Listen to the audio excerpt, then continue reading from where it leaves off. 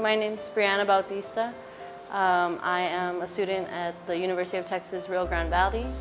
I'm from Texas, and I live in a city named Brownsville.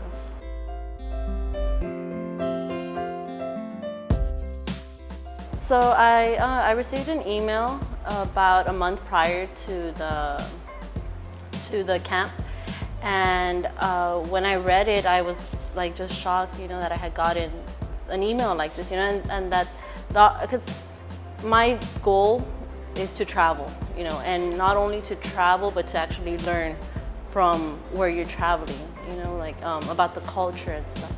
So when I saw this, I told my mom, I was like, well, Mom, look, like Taiwan. And she's like, where's Taiwan? I was like, I don't know. And so then I looked it up and I saw that it was to the east of China. And she's like, Brianna, no, you can't go all the way over there. I was like, yeah, I am gonna go. And so it just happened like one day to the next, and I went ahead and I spoke to my dad about it. And they're like, well, you need to go to the meeting, you need to see what it is that what's gonna take place and stuff. And so I went to the meeting, and yeah, just the information that they gave out at the meeting, telling us that we were gonna be able to, what the program or what the camp was about, like teaching children from over here about our culture. I thought it was just, amazing. And then on my own, I thought, well, not only am I going to teach them about America and about my culture, but I'm going to learn from them, So it's going to be a win-win situation for both of us, and it's just an experience that I perhaps will never get if I don't take the opportunity right now, and so I was all up for it, I was a bit nervous when the date started approaching, more because of the flight, because I knew I was going to be overseas for so long. But I don't know, I felt in my heart that I needed to come over here.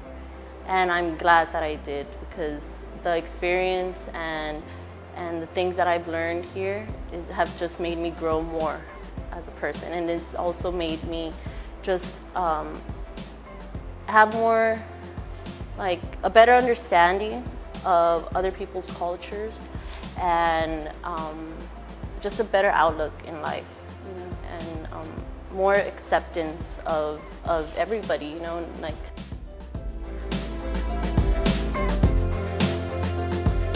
So it's 4 weeks, and at the 3 weeks out of the 4 weeks are elementary schools, and one was a junior high school. So my first week, since it was still during regular school, I just went to go teach like in one class. Like it would be one class at this hour, one class at this hour, one class at this hour, and the kids, they're so cute. They're really smart, actually. Like just the things that they would ask me, because after I did my presentation about Texas, because there was two of us. There was one girl was from Washington, and I was from Texas. So we went ahead and we presented both states. Instead of just presenting the United States as a whole, we went and presented our states. And so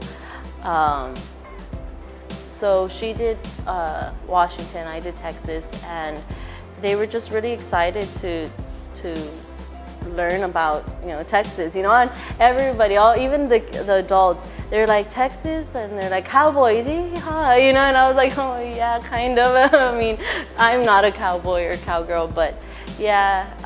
So they also got a better understanding that not everybody from Texas is a cowboy, or but no, the kids, they just, like, I would ask them like how many states are there in Texas? And these are little kids, like second grade, and they're like, oh, 50, and I was very surprised that they knew. And I was like, yes, like you're correct, like wow, you know. And so there was a lot of times that they shocked me with how much knowledge or the type of questions that they would ask. And it was real nice with the little kids.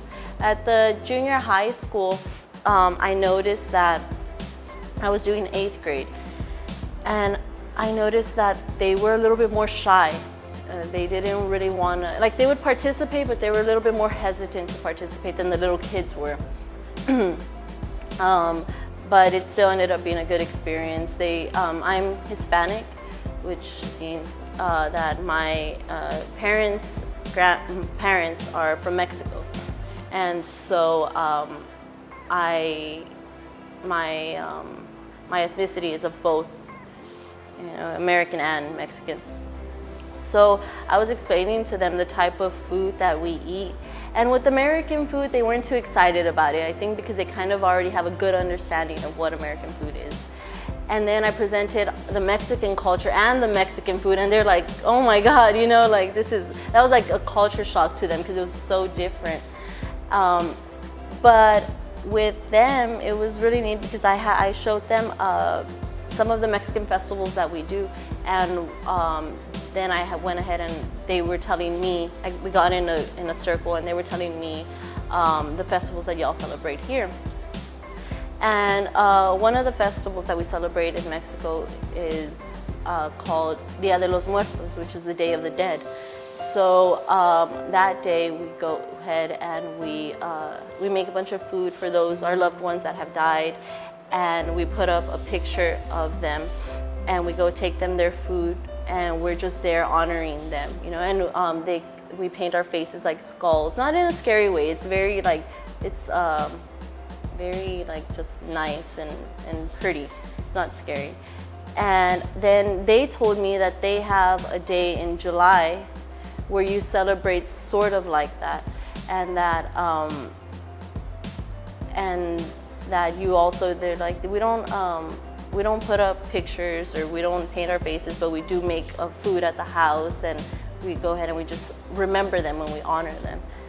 And I was like, oh wow, you know, like so far away, you know, like these countries are just, you know, so far away, yet there's similarities in the culture and in not in the culture, but in the celebrations that they do. And I thought that was really neat. And they also went ahead and they shared some music with me that they liked, and a lot of the music that they chose was, for instance, one of them was about how hard it is having to move from your hometown to another city or another country in order to work and provide for them, you know. And even though you want to go back home, you can't, because you need to be able to keep sustaining them. And that kind of hit me a little bit because, you know, it's my first time being so far away from my family. And although I'm not doing this for work, it's because I want to, it still is like, you know, it's hard. It's hard on everybody being far away from home, and it's a sacrifice that you make.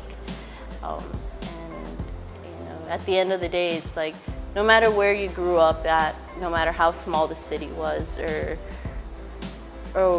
whatever, you know, it's your home, you know, and that's where you feel good and secure, and it's always going to be, you know, where your heart is driven to.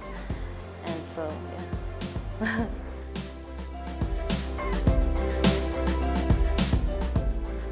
My host family experience has been good. My first host family, my God, like I really, really enjoyed them so much. All of my host families have really made me feel very comfortable. They've just been really great people, all of them. But with my first host family, I think I really made like the deepest connection there with them. And I'm very grateful for them. Like, it was my first week there, and I couldn't have asked for a better set of host family. My second host family was really nice as well. It was a little hard because we couldn't, like, the communication wise, they didn't speak English, and only the little girl did. And even though we had translators on our phone, when we were out, my phone didn't have good service, so being able to translate stuff communicate, right, was a little hard. But no, at the end of the day, like it was good, you know, like we had an